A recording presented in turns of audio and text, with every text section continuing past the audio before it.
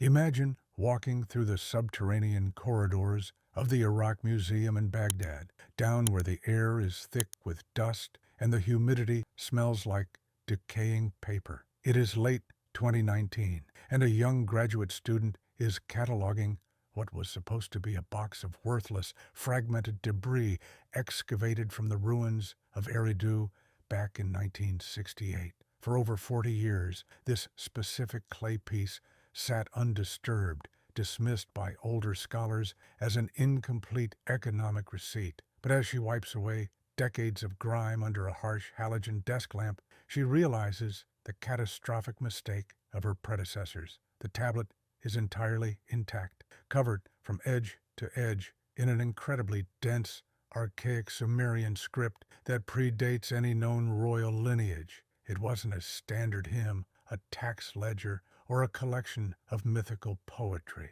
According to the letters she frantically sent to a colleague at the British Museum before going completely dark, she was holding an actual, verbatim transcript. Someone had sat in a room thousands of years ago, moving their reed stylus across wet clay in absolute terror, copying down the literal, real-time voice of Enki, the master shaper of humanity, during his final minutes on this planet. The text records 7 distinct consecutive statements spoken right before a physical and metaphysical barrier was closed forever. But the real horror began when 3 separate modern astronomers reviewed her notes and realized that the ancient protective seal Enki placed on our reality has actively started to fracture in our lifetime. The narrative shifts directly to the translation of the first statement, a line that completely dismantles everything we have been conditioned to believe about ancient history. The text begins with a chilling collective warning: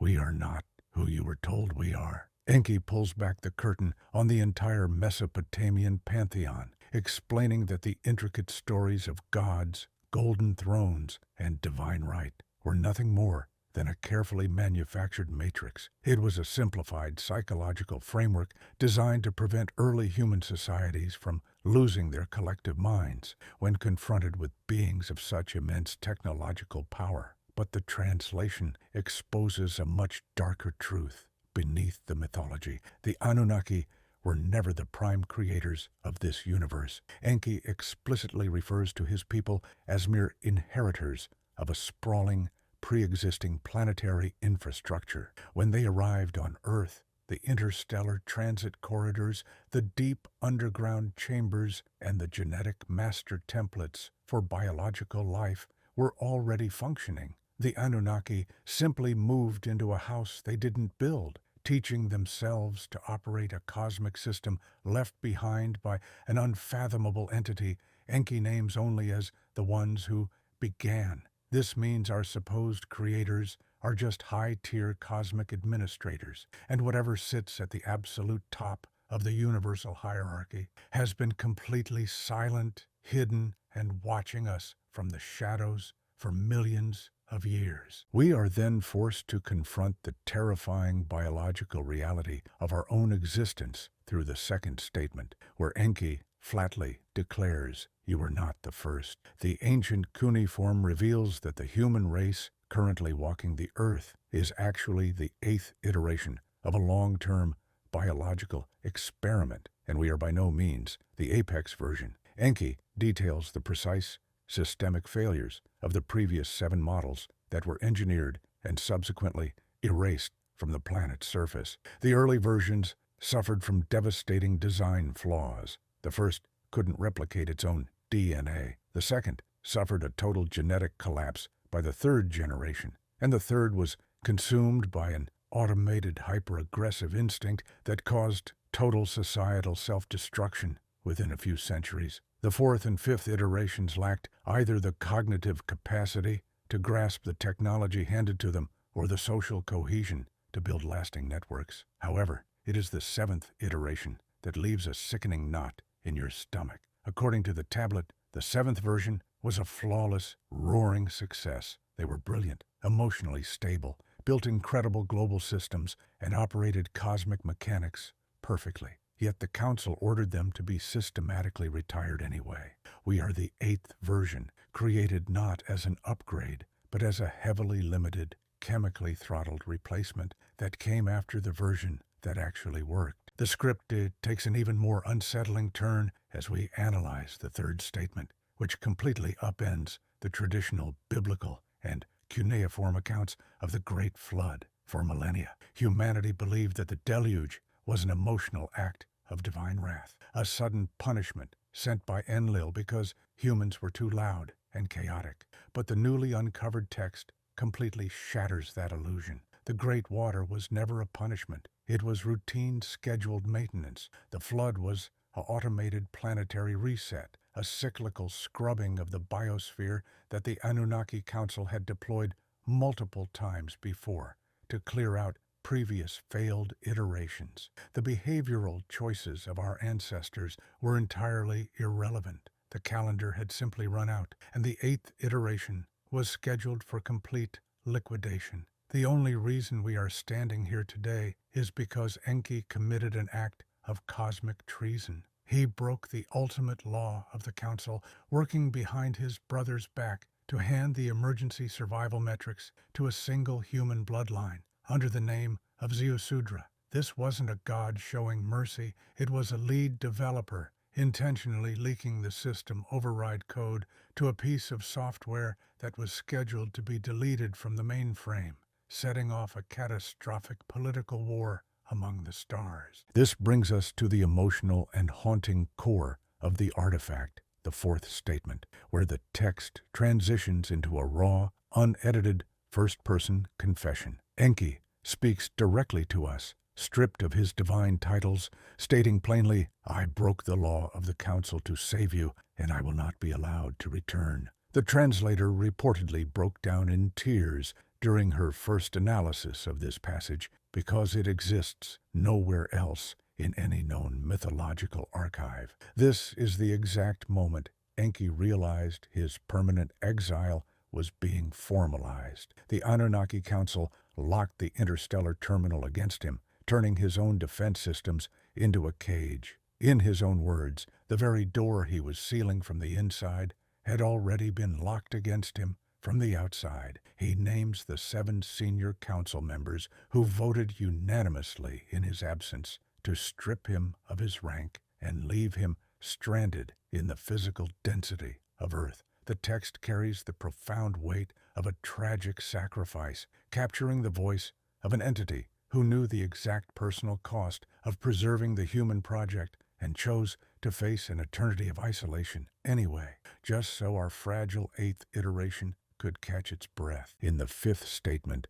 the narrative exposes the ultimate theft of human potential, introducing a concept that will make you look at human history with absolute suspicion. Enki states that what is taught cannot be untaught, listing the massive historical data dumps he gave to early human priests, including advanced agriculture, metallurgy, and cosmic architectural geometry. But the translation reveals a massive divergence from standard history regarding the human lifespan. Enki insists that he originally encoded a specific biological, dietary, and resonance pattern into the early human leaders that allowed their cells to regenerate for several hundred years. The massive ages of the ancient patriarchs recorded in Genesis and the Sumerian king lists were not symbolic myths or mathematical errors. They were completely real. However, because a long human life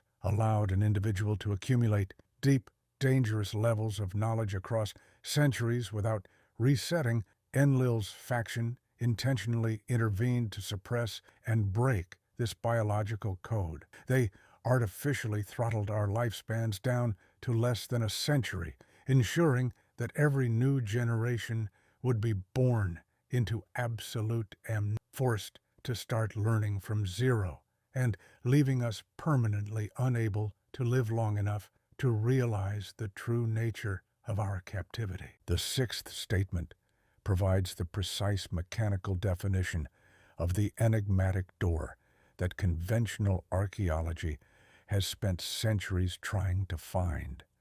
The text makes it completely clear that the Gate of Eridu was never a physical archway made of stone or gold.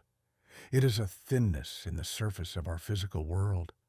Enki explains that our universe is separated from a hyperdimensional realm called the upper waters by a fragile, energetic membrane.